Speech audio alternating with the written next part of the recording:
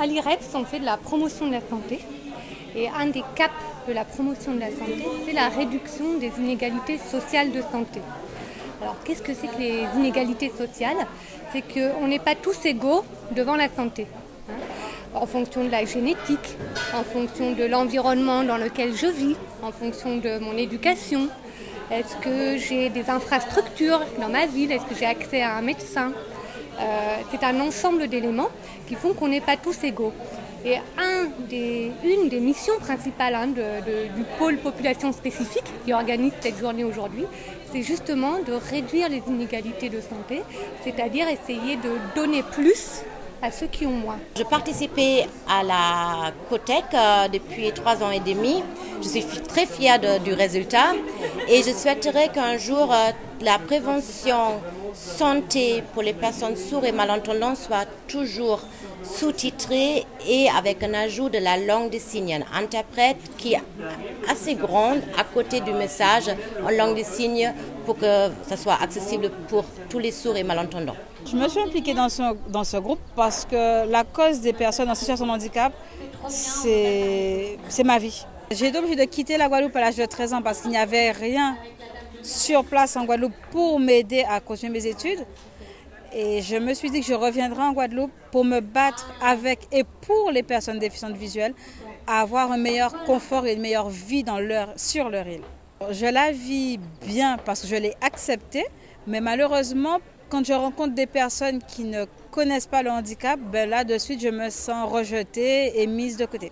Mon rôle, c'est d'accompagner les personnes en situation de handicap mental dans leur démarche de soins.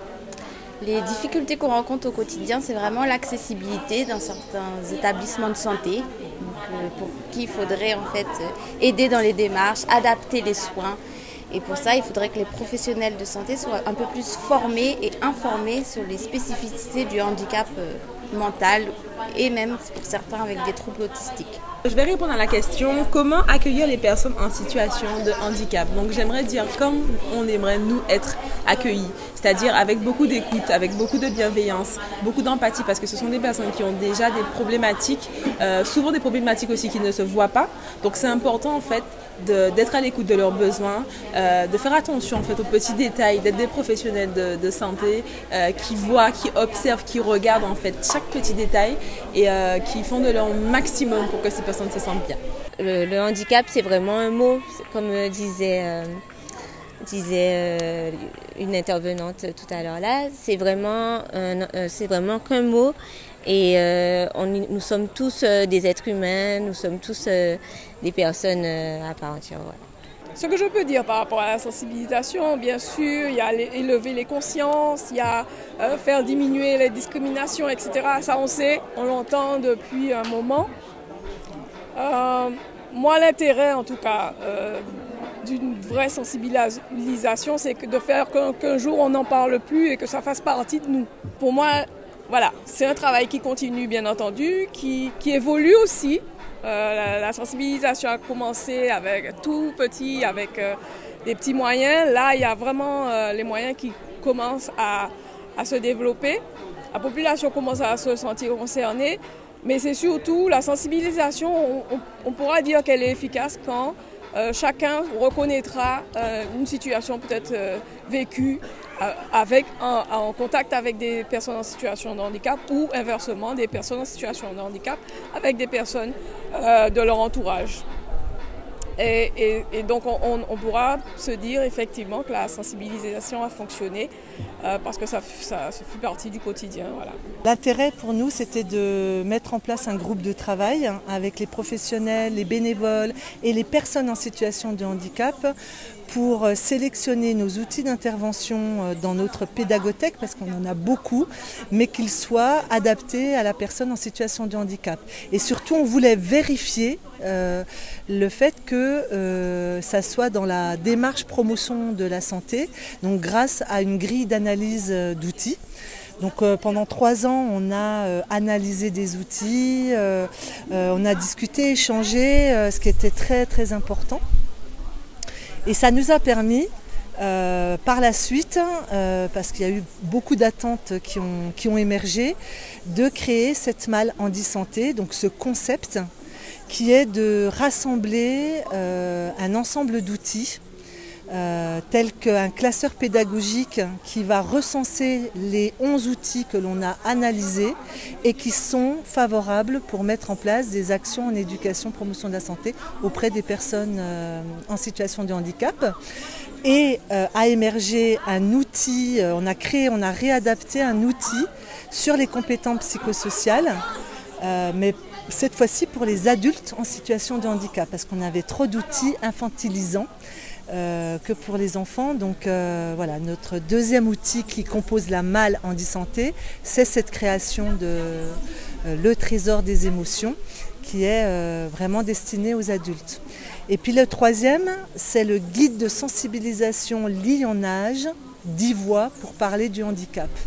Alors c'est un chef-d'œuvre dans le sens où on a vraiment travaillé avec Véronique Charlos sur ce document et l'ensemble du groupe Cotec pour pouvoir rendre le handicap aussi ordinairement que possible, déjà pour comprendre ce qu'est un handicap, de connaître les familles de handicap pour pouvoir agir. Voilà, on a les missions en fait de la MAL Handisanté, c'est plus on informe, plus on rend accessibles nos outils, plus on arrivera à travailler et avoir une société et vivre dans une société inclusive.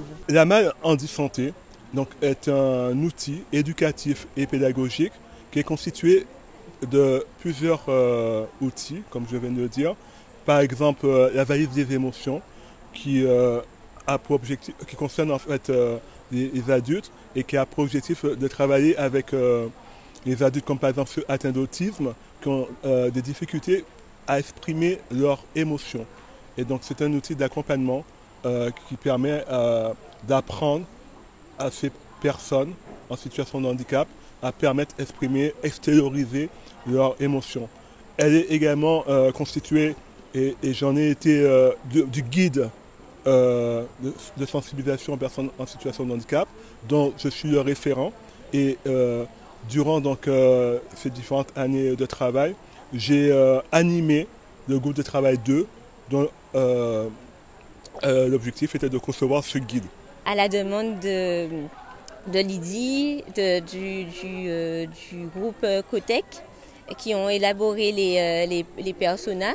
Donc du coup, j'ai essayé de faire ressortir leur personnalité, leur tranche d'âge aussi, et aussi leur handicap, de façon à ce que sans vraiment lire leur petit intitulé, qu'on puisse comprendre leur handicap. Pour faire ce travail d'illustration, je me suis inspirée des personnes qui sont autour de moi, que je côtoie, pas spécialement des personnes avec un handicap spécifique. Dans l'ouvrage, je représente le monde en fait. Je représentais le quotidien de personnes en général.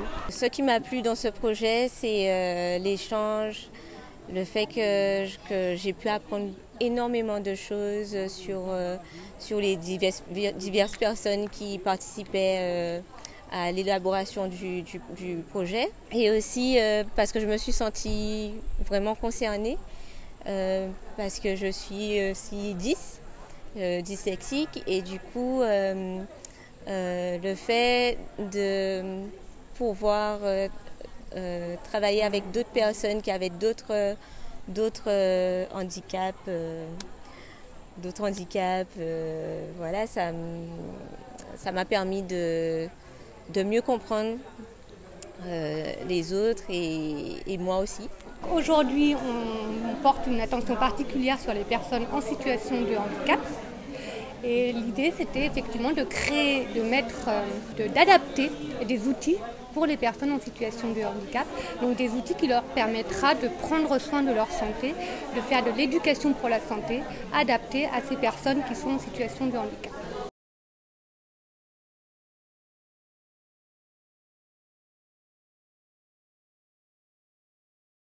Une situation de handicap n'est pas synonyme de fauteuil roulant. Dans 80% des cas, les handicaps sont invisibles.